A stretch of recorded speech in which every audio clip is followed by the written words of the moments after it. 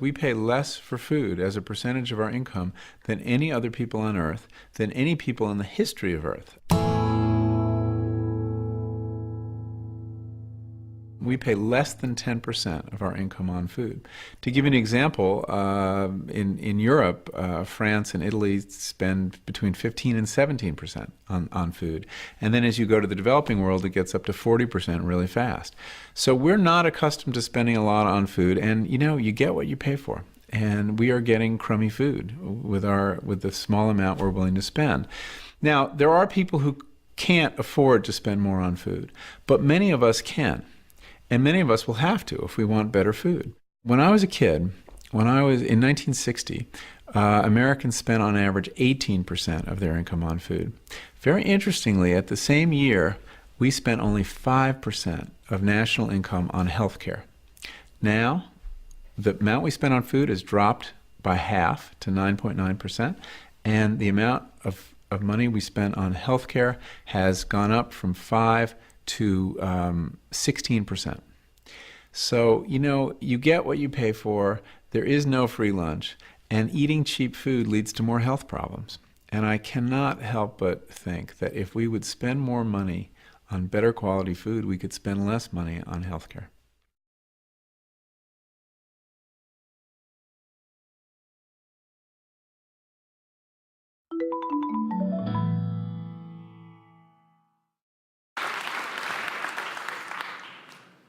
Hello, my name is Baehr, and I'm 11 years old.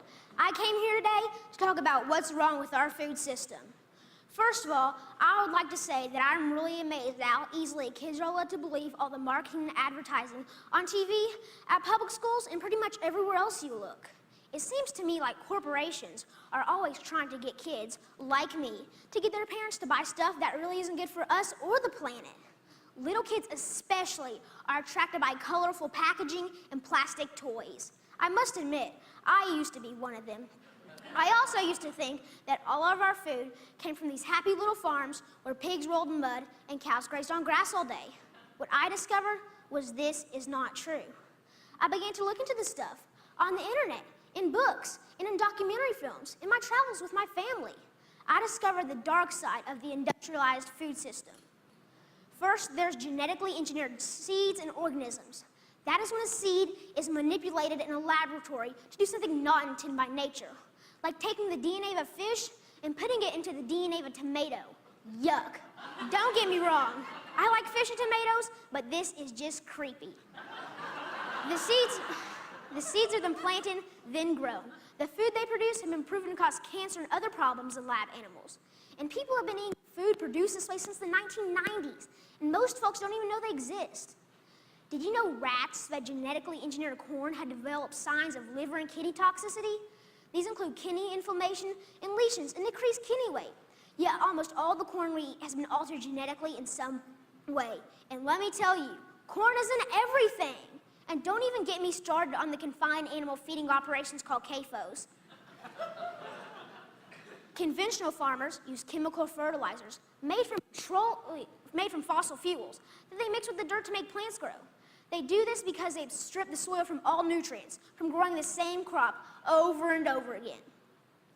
Next, more harmful chemicals are sprayed on fruits and vegetables, like pesticides and herbicides, to kill weeds and bugs. When it rains, these chemicals seep into the ground or run off into our waterways, poisoning our water too. Then they irradiate our food, trying to make it last longer, so it can travel thousands of miles from where it's grown to the supermarkets. So I ask myself, how can I change? How can I change these things? This is what I found out. I discovered that there's a movement for a better way. Now, a while back, I wanted to be an NFL football player. I decided that I'd rather be an organic farmer instead. That way,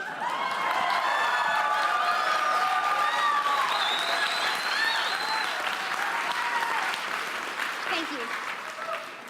And that way, I can have a greater impact on the world. I learned about this guy named Joel Salatin. They call him a lunatic farmer because he grows against the system. Since I'm homeschooled, I went to go hear him speak one day.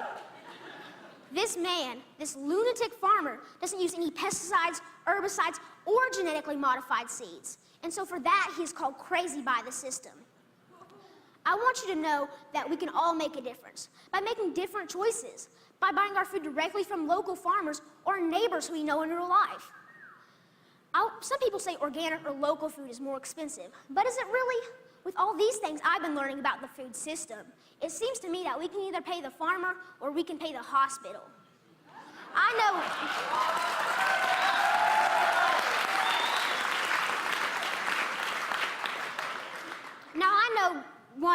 definitely which one I would choose. I want you to know that there are farmers out there, like Bill Keener and Sequatchie Coast Farms in Tennessee, whose cows do eat grass and whose pigs do roll in the mud, just like I thought.